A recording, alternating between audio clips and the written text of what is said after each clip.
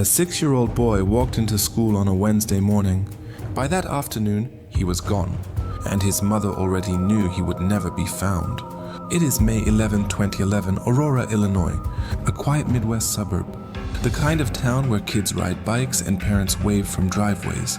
Nothing feels wrong, not yet. Welcome back to Crimson Noir File, where we cover the cases that don't let go. If you're new here, subscribe right now, because this one stayed with me long after I finished researching it. I mean that. James Pitzen does what millions of American parents do every single morning. He drops his son Timothy, 6 years old, Spider-Man backpack, full of life, at Greenman Elementary School. He watches him walk in, and he drives away. Normal, completely normal, except that is the last time James ever sees his son. Hours later, Amy Fry Pitzen, Timothy's mother, shows up at that same school. She tells the front office there is a family emergency. They release Timothy to her without question. And just like that, he is gone from the building. Here is the thing. There was no emergency. None. She made it up. But this is not a story about a panicked mother making a desperate decision.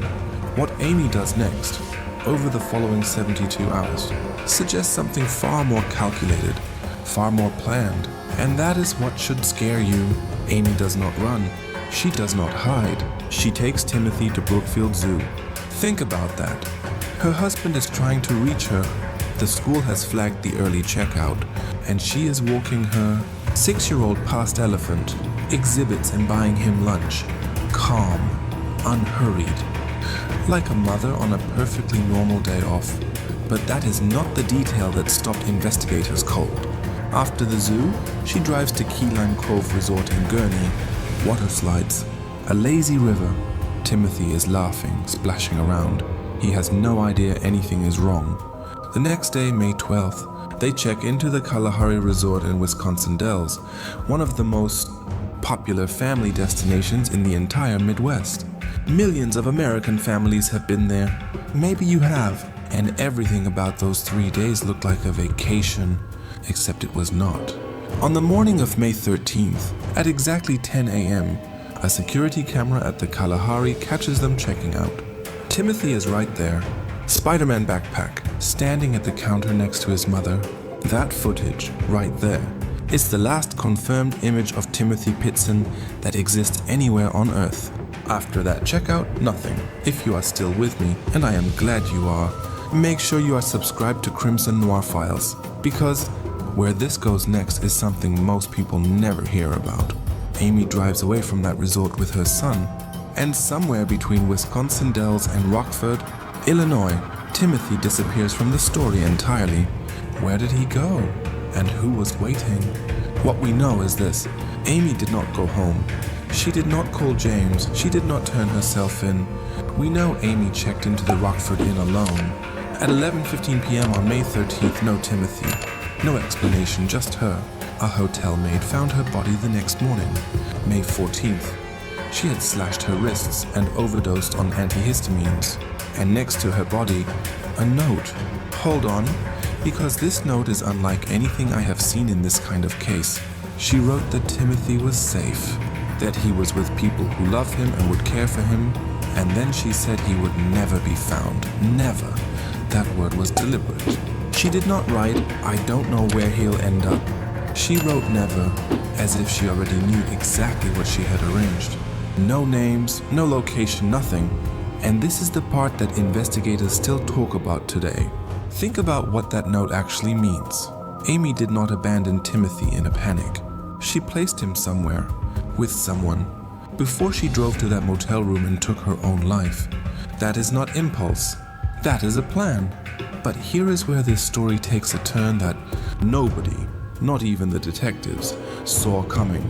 Because when they searched her car, they found something that made this whole case darker. A concerning amount of blood in the back seat. Timothy's blood? One family member said it was probably just a nosebleed from weeks earlier. Probably.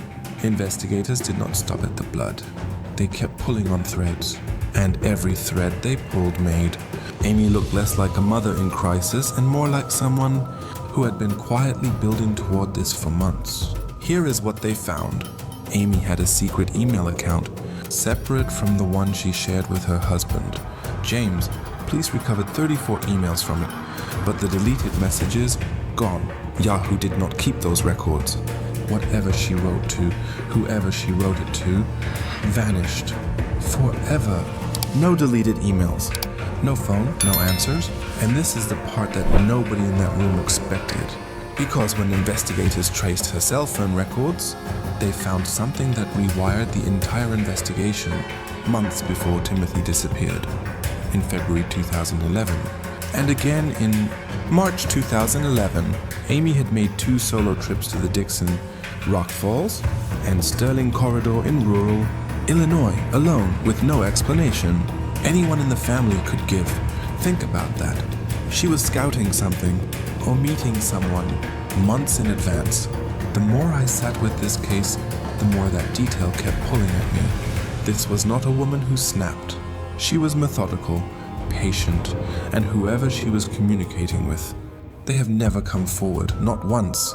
But then in April 2019, 8 years after Timothy vanished, a teenager appeared on a street in Newport, Kentucky. He said his name was Timothy Pitzen, and for one single day, it felt like the case might finally be over. Residents called 911 after spotting a shaken teenager wandering the streets of Newport, Kentucky. He told police he had just escaped 2 men who had held him captive for years. He described abuse, trafficking, a motel room he had run from, and he said his name was Timothy Pitzen. For 24 hours, the world held its breath. James Pitzen held his breath. Then the DNA came back. The boy was Brian Michael Reaney, 23 years old, from Medina, Ohio, a convicted felon, released from prison less than a month earlier. He had watched a 2020 episode about Timothy and built an entire identity around a missing 6-year-old story.